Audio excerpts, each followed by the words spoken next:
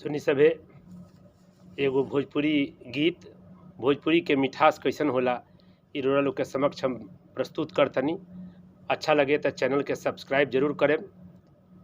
कि बोले में कलाज रउरा कवन मजबूरी बा, बोले में कलाज रउरा कवन मजबूरी बा।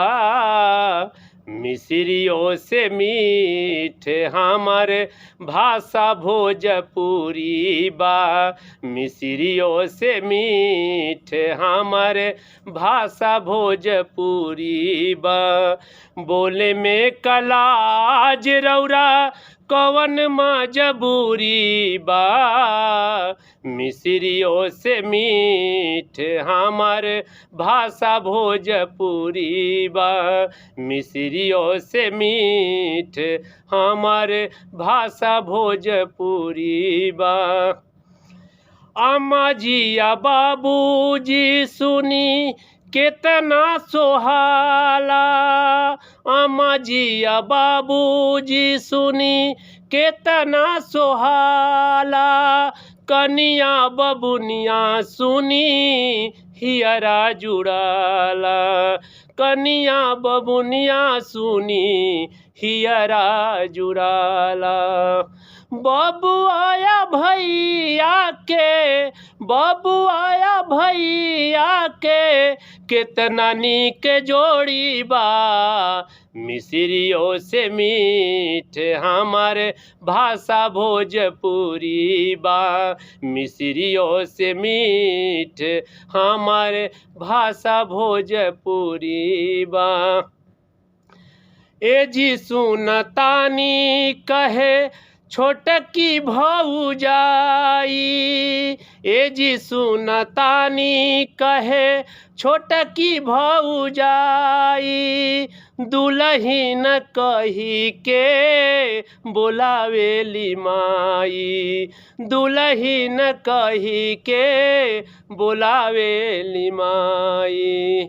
आदर खातिर औरा बोलल, आदर खातिर औरा बोलल बहुते जरूरी बा। मिस्रियों से मीठ हमार भाषा भोजपुरी बा, मिस्रियों से मीठ हमार भाषा भोजपुरी बा, मिस्रियों से मीठ हमार भाषा भोजपुरी बा।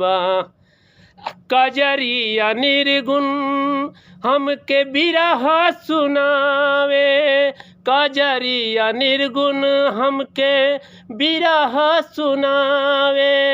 चैता फगुआ तन में अगिया लगावे, चैता फगुआ तन में अगिया लगावे। छठिया के गीतिया, छठिया के गीतिया मिटावे सबके दूरी बा। मिस्रियों से मीठ हमार भाषा भोजपुरी बा, मिस्रियों से मीठ हमार भाषा भोजपुरी बा।